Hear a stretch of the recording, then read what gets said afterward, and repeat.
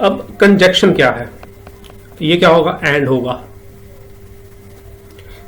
Mean both condition true, then हमारा result क्या होगा, ट्रू होगा, अदरवाइज क्या होगा, फॉल्स होगा. Let P and Q be propositions. The proposition P and Q denoted by P and Q is true when both P and Q are true and if false otherwise. ठीक है, जब both condition true होंगी तो हमारा result क्या होगा, true होगा, otherwise क्या होगा, फॉल्स होगा. It is raining today and two is prime number. ठीक है, अगर रेनिंग टूडे और एंड हमने यूज किया है, ठीक है, two is prime number, both condition true होंगी तो क्या होगा, ट्रू होगा, अदरवाइज क्या होगा, फॉल्स होगा. इसका ट्रूथ टेबल भी देख लें. अब देखें हमारे पास जो बोथ कंडीशन ट्रू है तो हमारा रिजल्ट क्या आ रहा है, ट्रू है, अदरवाइज क्या है हमारे पास, फॉल्स है. आई होप कि आप लोगों को ये समझ आ गया होगा. डिस्ट्रैक्शन क्या है, कोई एक कंडीशन ट्रू होना. P और Q क्या है हमारे पास, अगर प्रोपोजिशन है P और Q में से अगर कोई एक कंडीशन ट्रू है तो हमारा ट्रू होगा, अदरवाइज क्या होगा, फॉल्स होगा. ठीक है, इसका ट्रुथ टेबल देख लें. अब देखें हमारे पास अगर कोई एक कंडीशन भी ट्रू है तो हमारे पास जो आउटपुट आ रहा है ट्रू है. फॉल्स कब है, जब बोथ कंडीशन क्या होंगी, फॉल्स होंगी. उसके बाद है एक्सक्लूसिव आर. अब एक्सक्लूसिव आर क्या है, अब इसमें यह है कि P और Q अगर हमारे पास दो प्रोपोजिशन हैं तो हमारे पास रिजल्ट कब ट्रू होगा, जब एग्जैक्टली वर्ड यूज कर रहा है, one of P and Q is true. P और Q में से कोई एक एग्जैक्टली ट्रू हो तो ट्रू होगा, बोथ सेम होंगे तो भी क्या होगा, फॉल्स होगा. ठीक है, जैसे कि बता रहा है हमें पहले P भी ट्रू है, Q भी ट्रू है, तो हमारे पास रिजल्ट क्या आ रहा है, फॉल्स है. जैसे कि हमारी कंडीशन की exactly one of P and Q is true. ठीक है, एग्जैक्टली एक हमारे पास ट्रू हो तो ट्रू होगा, अदरवाइज क्या होगा, फॉल्स होगा. एप्लीकेशंस या कंडीशनल स्टेटमेंट भी कहते हैं इसको. ठीक है, अब इसमें क्या करते हैं हम लोग, अब इसमें कंडीशन हमारी तब फॉल्स होगी जब हमारे पास P ट्रू हो, बट अगर दूसरी कंडीशन हमारी फॉल्स हो रही है तो फॉल्स होगा, अदरवाइज क्या होगा, ट्रू होगा. ठीक है, जैसा कि हमें एक नीचे एग्जांपल दे रहा है, if I am elected then I will lower taxes, कि अगर मैं इलेक्शन जीत जाता हूं तो then I will lower taxes. ठीक है, तो मेरी कंडीशन पे गौर करना है. ठीक है, आपने कि अगर मैं सिलेक्ट होता हूं तो फिर मैं क्या होऊंगा, आई विल लोअर टैक्सेस. ठीक है, अब पहली कंडीशन पे देखें, इलेक्टेड है, इलेक्ट हो जाता हूं, लोअर टैक्सेस भी हो जाते हैं, तो ऑटोमेटिकली मेरी कंडीशन क्या होगी, ट्रू होगी. अगर मेरी पहली कंडीशन ट्रू है, दूसरी फॉल्स होती है, ठीक है, तो मेरा क्या होगा, फॉल्स होगा. अब देखें, मैं कहता हूं कि नॉट इलेक्टेड, मैं इलेक्टेड भी नहीं हुआ, सिलेक्ट भी नहीं हुआ, बट मेरे टैक्सेस जो हैं वो लोअर हो रहे हैं. ठीक है, तो ठीक है, मेरी कंडीशन तो ये थी कि अगर सिलेक्ट होता हूं तो मैं लोअर टैक्सेस पे करूंगा. अगर मैं इलेक्ट हुए बगैर ही लोअर टैक्सेस हो रहे हैं तो मेरी कंडीशन तो ट्रू हो रही है. थर्ड पे आ जाए, नॉट इलेक्टेड, कि मैं सिलेक्ट नहीं होता, मेरे टैक्सेस भी लोअर नहीं होते, तो ठीक है, मेरी कंडीशन तो ठीक है. लास्ट पॉइंट पे है इलेक्टेड, मैं इलेक्ट हो जाता हूं बट मेरे जो टैक्सेस हैं वो कम नहीं होते, तो मेरी ये कंडीशन फॉल्स हो रही है. ठीक है, मेरी आपने स्टेटमेंट पे गौर करना है. अगर मैं सिलेक्ट होता हूं तो मैं लोअर टैक्सेस पे करूंगा, बट मैं इलेक्टेड हो भी जाता हूं बट मेरे टैक्सेस जो हैं वो कम नहीं होते, तो यहां पे मेरी कंडीशन क्या है, फॉल्स हो रही है. ठीक है, तो ये क्या है, हमारे पास कंडीशनल स्टेटमेंट कहलाएगी. इसी तरह देखें, if it is raining then there are cloud in the sky. ठीक है, पहला पॉइंट देखें, रेनिंग भी हो रही है और क्लाउड भी है, ओके ठीक है, रेनिंग हो रही है, क्लाउड नहीं है तो फॉल्स होगा। रेनिंग नहीं होती बट वैसे क्लाउड है स्काई पे तो भी ट्रू है मेरी वैल्यू, ठीक है। रेनिंग भी नहीं होती, क्लाउड भी नहीं है, मेरी कंडीशन तो ट्रू है, ठीक है। तो ये क्या है, हमारे पास कंडीशनल स्टेटमेंट कहलाती है। आई होप कि आप लोगों को ये समझ आ चुका हो।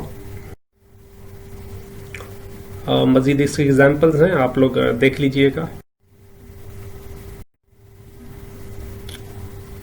अच्छा, अब मेरे पास कन्वर्स क्या होगा, ठीक है। एप्लीकेशन में कन्वर्स क्या होगा, कन्वर्स का क्या मतलब है, P इंप्लाइज Q, और इसका कन्वर्स क्या होगा, Q इंप्लाइज P होगा।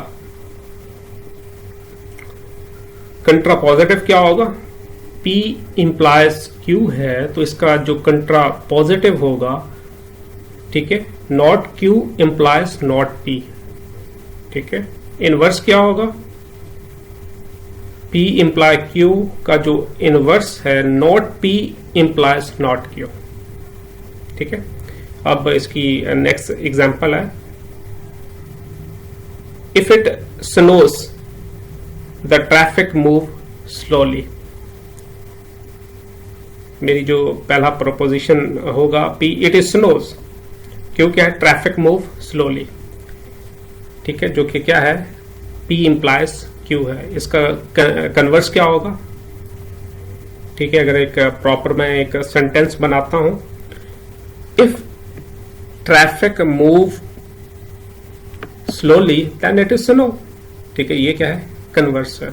अगर मैं इसका कंट्रा पॉजिटिव लेता हूं, कंट्रा पॉजिटिव क्या है कि P इंप्लाइज Q का क्या है, not Q implies not P, ठीक है। तो if it snows the traffic move slowly, तो कंट्रा पॉजिटिव क्या होगा, if traffic does not move, क्योंकि निगेशन है, निगेशन क्यू है, if the traffic does not move slowly then it does not snow, ठीक है। तो हम लोग क्या कर सकते हैं, लॉजिकल फॉर्म में भी क्या कर सकते हैं, इसको रिप्रेजेंट कर सकते हैं। इनवर्स क्या होगा, P इंप्लाइज Q का क्या है, not P implies not Q, ठीक है। मतलब क्या है, if it does not snows the traffic move quickly, ठीक है। ये भी आप लोगों को समझ आ चुका होगा। मजीद इसकी एग्जांपल दी हुई है, आप इसको रीड कर लीजिए। अब बाय कंडीशनल क्या है, ठीक है, इफ एंड ओनली इफ, इसको डबल एरो साइन से क्या करते हैं, रिप्रेजेंट करते हैं। अब हमारे पास यहां पे जो आउटपुट कब ट्रू होगा, जब बोथ वैल्यूज क्या होनी चाहिए, सेम होनी चाहिए, ठीक है, तब हमारे पास क्या होगा, ट्रू होगा, अदरवाइज क्या होगा, फॉल्स होगा। अब देखें, P भी ट्रू है, Q भी ट्रू है, तो हमारे पास जो रिजल्ट है, जो आउटपुट है, वो क्या है, ट्रू है। अगर कोई एक ट्रू फॉल्स है तो वो ऑटोमेटिकली फॉल्स होगा। इसी तरह एंड में देखें, दोनों फॉल्स हैं तो ऑटोमेटिकली हमारे पास कंडीशन क्या होगी, ट्रू होगी। अब आप लोगों के एक एग्जांपल दी हुई है और आपको कहा जाता है कि भाई आपने क्या करना है, ट्रुथ टेबल बनाना है। आपने क्या करना है, वन बाय वन हर एक को डिकम्पोज करके देन आपने क्या करनी है, फाइनल वैल्यू क्या करनी है, फाइंड करनी है, ठीक है। जैसा कि P इंप्लाइज Q है and not P bye conditional statement लगी हुई है और Q है, तो आपने पहले P की वैल्यूज लिखी, फिर Q की वैल्यूज लिखी। इसी तरह आपने नॉट P फाइंड किया, फिर वन बाय वन आपने क्या किया, ठीक है, P इंप्लाइज Q, फिर आपने क्या किया, not P bye conditional statement आपने लगाई Q, और देन आपने क्या कर लिया, एंड दोनों का फाइंड कर लिया, ठीक है। जस्ट लाइक आप लोगों को यहाँ पे सॉल्व करके दिखाया गया है। उम्मीद है कि ये भी आप लोगों को समझ आ चुका होगा। अब इसी तरह डिफरेंट टाइप के आपने ट्रुथ टेबल अगर आप लोगों को कहा जाए तो आप लोग आई होप के बना सकते हैं, ठीक है। तो पहला जो था आपके पास नॉट P एंड Q है, तो आपने पहले P की वैल्यूज को लिख लिया, ठीक है, और फिर Q की वैल्यूज को लिख लिया, फिर आपने नॉट P फाइंड किया and then not P and Q find कर लिया, ठीक है। इसी तरह आपने क्या करना है, बाकी वैल्यूज को भी फाइंड कर लेना है। अब आपके पास पहले क्या थी, पी और क्यू स्टेटमेंट्स थी। अब आपके पास अगर कोई एक और प्रोपोजिशनल स्टेटमेंट आ जाती है तो आप लोग क्या करेंगे, पहले 4 ट्रू लेंगे, फिर 4 फॉल्स लेंगे, फिर 2 ट्रू लेंगे, फिर 2 फॉल्स लेंगे, अब सो फिर एंड में जो ट्रू फॉल्स इस तरह आप लोग का है चलते जाएंगे। ठीक है, आई होप कि ये भी आप लोगों को समझ आ चुकी होगी। एग्जाम्पल फॉर्म में प्रेजेंट करना है। ठीक है, फर्स्ट ऑफ ऑल आप लोग क्या करेंगे, हर एक पूरे जो सेंटेंस दिया हुआ है आप उसको डिकम्पोज करेंगे सेपरेट। ठीक है, यू आर ओल्डर देन 13, आप इसके लिए क्या कर लेते हैं, एक जो है ए से रिप्रेजेंट कर लेते हैं।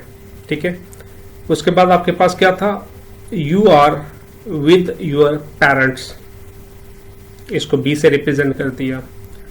थर्ड को आपने क्या कर लिया, you can attend PG-13 movies, आपने क्या कर लिया, इसको सी से रिप्रेजेंट कर लिया।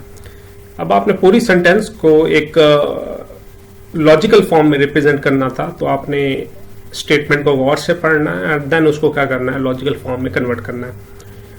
अब देखिए आपके पास if you are older than 13, ठीक है, आपने ए लिख लिया।